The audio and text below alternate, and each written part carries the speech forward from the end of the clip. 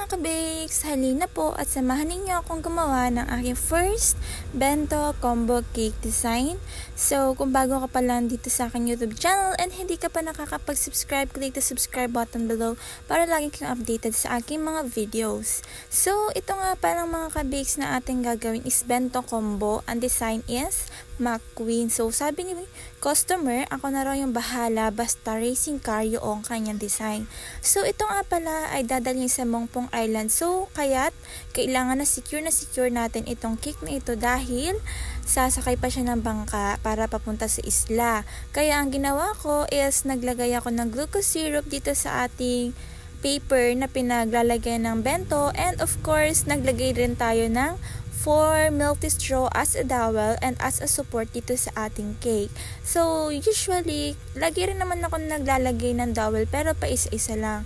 Pero dahil sa maalon and syempre malayo pa yung pagdadalhan nito, is dinamihan ko siya para naman hindi masira yung cake ng ating celebrant.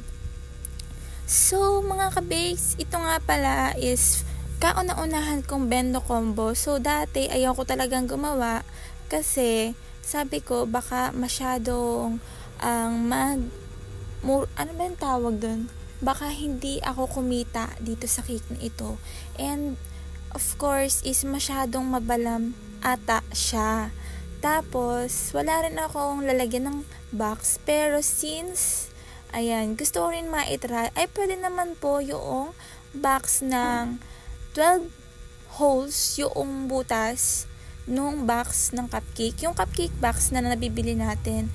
So, tapos is binawasan ko lang siya ng 4 na hole and ginupit ko lang siya para doon ilagay itong ating bento cake. So, syempre, meron tayo dapat na clamshell. And super nakakatuwa palang gumawa nito. Kung alam ko lang, dati ko pa ginawa. So, napaka-cute.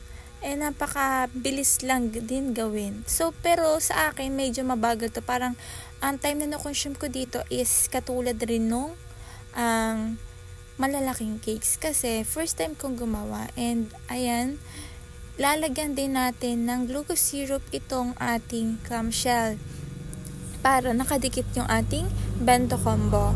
So, ayan, kinakailangan talagang secured, and ang ginagamit ko po is yung glucose syrup ng Peyotraco, and talagang sure akong super dikit niya talaga. And also yung mga cupcakes is nilagyan ko rin sila ng glucose syrup para sure na hindi matatanggal kahit anong alog pa sa biyahe.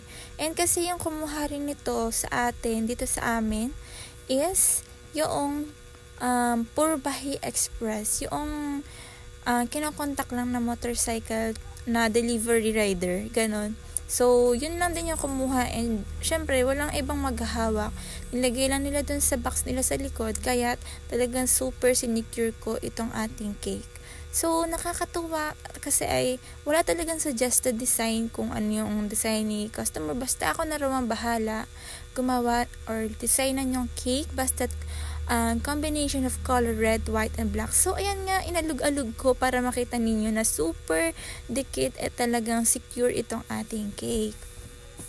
So, bale, lahat ng cupcakes and bento combo is chocolate moist cake po yung kanilang flavor. So, hindi ako nag-chiffon cake. Kasi, syempre, kapag chiffon cake is kinakailangan na makonsume mo din yung ibang bento cakes after that. Kasi magdadry kapag pinatagal natin siya ng ilang araw. Kaya moist cakes po yung aking ginagawa. So, ito na nga guys, mag-design na tayo nitong ating mga cupcakes. So, itong ating bento cake, nilagyan ko lang ng ganitong design dito sa ibabaw. And nagprint lang din ako ng mga printable toppers. So, okay lang na mag-design ka ng mga ganyan-ganyan since hindi naman ito makakapol. Kasi sa clamshell is nakakapol yung ganyan design. And ayan, ang gamit ko dyan ay yung mga small decorating tip lang. And dito naman sa ating cupcakes, gumamit ako ng 1M na decorating tip and 1B or 2B ata yun. Yung ganyan. Basta puro star piping tip lang din naman yung ginagamit ko. And ito yung mga usually na ginagamit ng mga bakers. So, ayan guys, kindly like and share this video para mas marami pang makapanood ng ating vlog. And ayan mga kabig, salamat po sa suporta at sa panonood nitong ating vlogs. So, kung bago ka pa lang dito sa aking YouTube channel and hindi ka pa nakakapag-subscribe, please click the subscribe button below and hit the notification bell. So, ayan guys, napakadali lang din gawin ito. As in, super ganda pala and nakakatuwa siyang gawin. And syempre, ganun din yung kita.